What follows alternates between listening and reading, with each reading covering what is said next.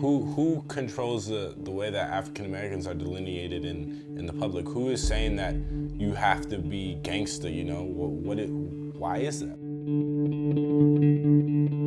Black is not sagging your pants, you know, or thinking that you're gangster. Smart is the new gangster.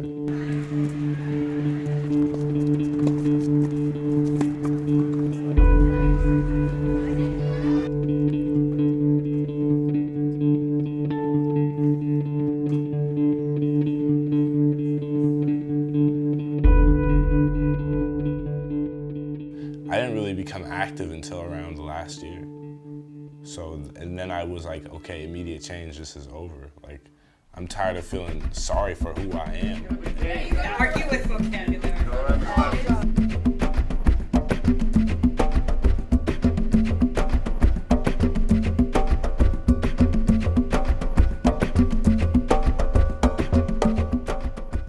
We all enter kindergarten just ready to learn, you know, excited about kindergarten.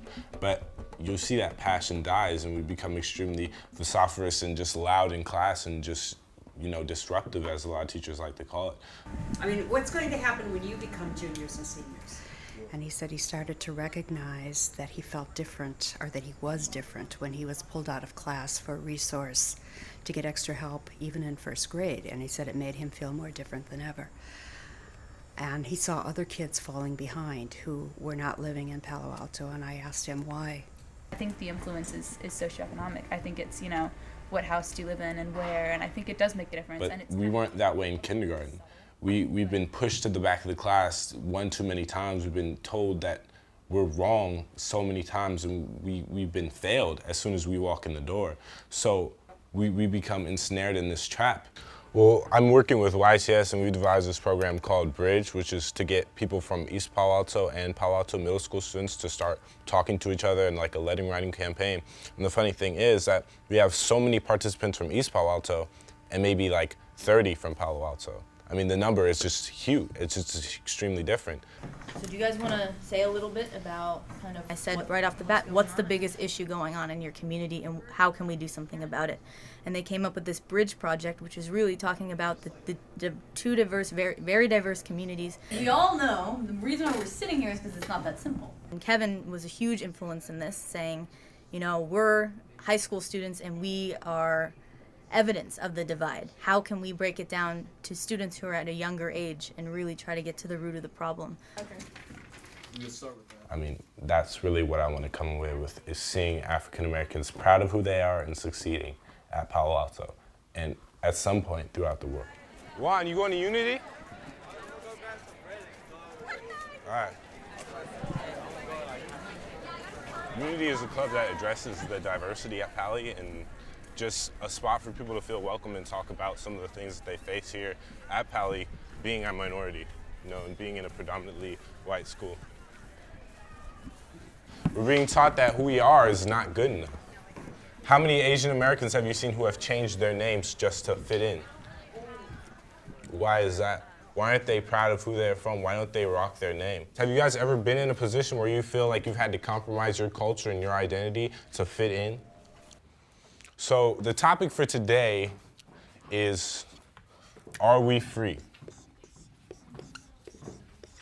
Kevin likes to bring up topics that aren't necessarily on the agenda, but you know, he takes us places that we hadn't intended to go, but he does a really good job of helping us be sensitive, I think, to the issues that he cares about, and I think he's helped us learn a lot. During the slave times, slaves were taught that they had nothing, that they had no history, and that they were of little importance. And you can kind of see that playing out today. How many of us have learned about our history? How many Latinos in here have learned about the Mayans and the Aztecs and the great things that they've done during school? What they're trying to do is to force us into this system rather than trying to expand it and seeing what the system can be changed to help us, you know? California's dropouts is costing us $46.5 billion a year. A year, $46.5 billion. So soon they are gonna wake up. They're gonna see, hey, this is costing us a lot of money. And so soon they're gonna address us. We have to come up with the plan. We have to say, hey, this is what we can do. We've been trying to tell you guys this for a long time. Okay, Kevin, you want some cookies? Did you eat? He's very active, and he just turned 16 at the end of January, so he's a very precocious child. Kevin has always been a very intense person, and whatever he does it with his whole heart. He's his own thinker, his own person, and I think right now he's looking at injustice rather than things that are improving. That's what we need to do, is to take a bite of that apple of knowledge and realize where we stand and where we need to go.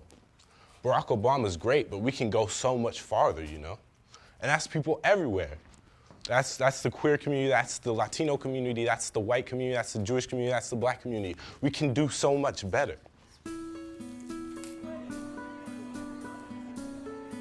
Because we are just as important as any white student, we're just as important as any Asian student, and we are just as important as any Latino student, and it needs to be treated as such. Just because we don't have good grades doesn't mean that we're hopeless. So get to know us, because we will be here forever. So.